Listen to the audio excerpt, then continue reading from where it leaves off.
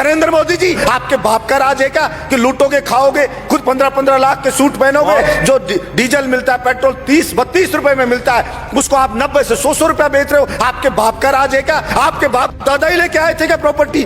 आपके तो मैं चाय बेचने वाला था। नरेंद्र मोदी जी, कितने चाय बेचने वाले 15-15 लाख का सूट पहनते हैं? और वो किसान है, वो कल भी फटी धोती में था, आज भी फटी धोती में था। फिर कहां से आप जनता के तेजी हो गए कि नरेंद्र मोदी को हाथ जोड़ करके, सर झुका करके और माफी मांगनी चाहिए कि मुझसे गलती हो गई, मेरी मति भ्रष्ट हो गई थी, मेरी बुद्धि भ्रष्ट हो गई थी, इसलिए मैं अहंकार में आ गया था और मैं माफी मांगता हूं, मैं इन बिलों को वापस लेता हूं। कि नरेंद्र मोदी जी को भी ये अहंकार नहीं रखना चाहिए। ये जनता उठा के ऐसा पटक देगी कि वो कल्पना भी नहीं कर सकते। और वही लोग जो आज मोदी मोदी कर रहे हैं, जो आज जयकारे लगा रहे हैं, वही उनको गाली देते हुए नजर आएंगे कि इस मोदी के कारण हम बर्बाद हो गए, सब कुछ लुट गए, जनता की गालियां खा रहे हैं। वो सब के सब कहना पड़ेगा। किसान है, उसके तन पे कपड़ा नहीं है, मजदूर के तन पे कपड़ा नहीं है। आप घूम रहे हो वहां 36 तरह के व्यंजन खा रहे हो, वो सूखी रोटी खा रहा है। और किसान ने अगर पिज्जा खा लिया तो उसको सोशल मीडिया पे चलाते हो, पिज्जा क्यों खा लिया? क्योंकि भाई आपको ही अधिकार है पिज्जा खाने का,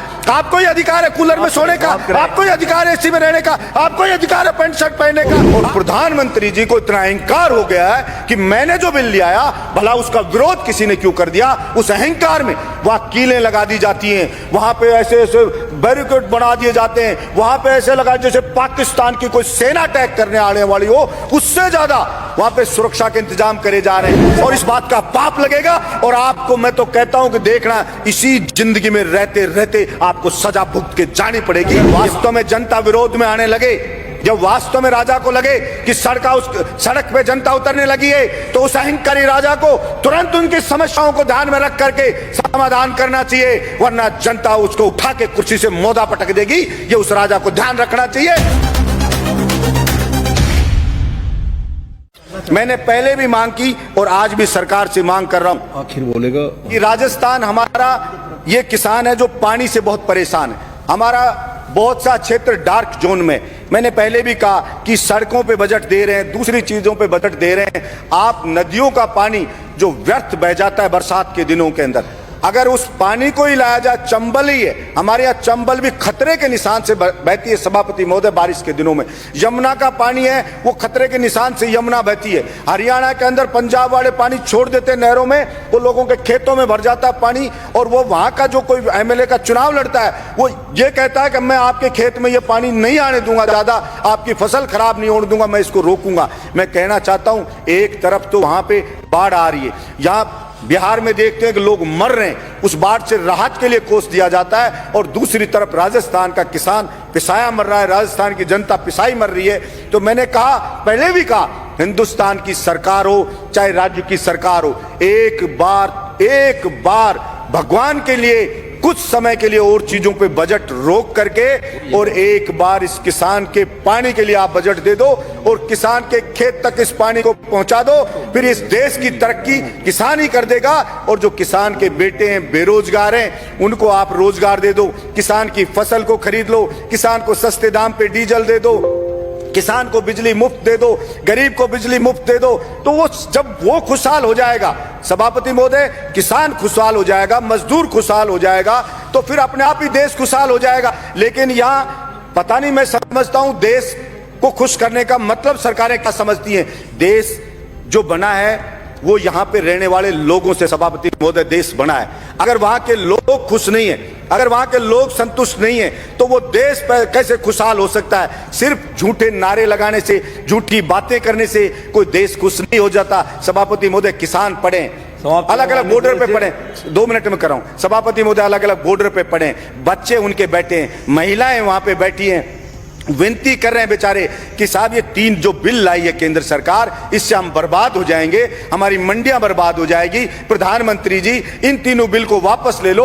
और प्रधानमंत्री जी को इतना अहंकार हो गया है कि मैंने जो बिल ले आया, भला उसका विरोध किसी ने क्यों कर दिया? उस अहंकार में वहां कीलें लगा दी जाती हैं, वहां पे ऐसे ऐसे बैरिकेड बना दिए जाते हैं, वहां पे ऐसे लगा जैसे पाकिस्तान की कोई सेना अटैक करने आने वाली हो, उससे ज्यादा वहां पे सुरक्षा के इंतजाम करे जा रहे हैं। सभापति महोदय, मैं ये कहना चाहता हूं, विनाश काले विपरीत बुद्धि, किसी भी राजा का विनाश आ जाता है ना, विनाश आ जाता है, तब वो इस प्रकार का एक्ट करता है कि मैं जनता की मांग को नहीं सुनूंगा, मेरा करना है जो कर लीजिए। चाणक्य ने भी कहा है कि अगर वास्तव में जनता विरोध में आने लगे, जब वास्तव में राजा को लगे कि सड़क पे जनता उतरने लगी है, तो उस अहंकारी राजा को तुरंत उनकी समस्याओं को ध्यान में रख करके समाधान करना चाहिए, वरना जनता उसको उठा के कुर्सी से मोदा पटक देगी। ये उस राजा को ध्यान रखना चाहिए।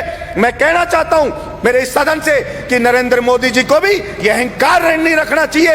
ये जनता उठा के ऐसा पटक देगी कि वो कल्पना भी नहीं कर सकते। और वही लोग जो आज मोदी मोदी कर रहे हैं, जो आज जयकारे लगा रहे हैं, वही उनको गाली देते हुए नजर आएंगे कि इस मोदी के कारण हम बर्बाद हो गए, सब कुछ लुट गए, जनता की गालियां खा रहे हैं। वो सब के सब कहना पड़ेगा।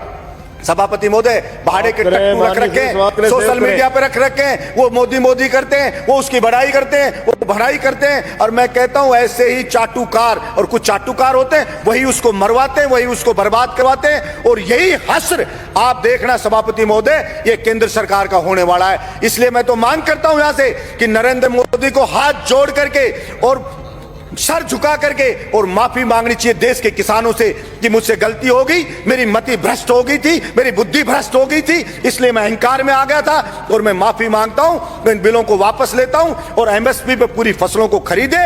और जो डीजल पेट्रोल पे टैक्स लगा रखा है दुनिया भर का, सभापति महोदय, जो डीजल मिलता है, पेट्रोल 30-32 रुपए में मिलता है, उसको आप 90 से 100 रुपया बेच रहे हो। आपके बाप का राज है क्या कि लूटोगे, खाओगे, खुद 15-15 लाख के सूट पहनोगे, और किसान है उसके तन पे कपड़ा नहीं है, मजदूर के तन पे कपड़ा नहीं है, आप घूम रहे हो वहां 36 तरह के व्यंजन खा रहे हो, वो सूखी रोटी खा रहा है। और किसान ने अगर पिज्जा खा लिया तो उसको सोशल मीडिया पे चलाते हो, पिज्जा क्यों खा लिया? क्योंकि भाई आपको ही अधिकार है पिज्जा खाने का, आपको ही अधिकार है कूलर में सोने का, आपको ही अधिकार है एसी में रहने का, आपको ही अधिकार है पैंट शर्ट पहनने का। आपके बाप दादा ही लेके आए थे क्या प्रॉपर्टी? आपके तो मैं चाय बेचने वाला था।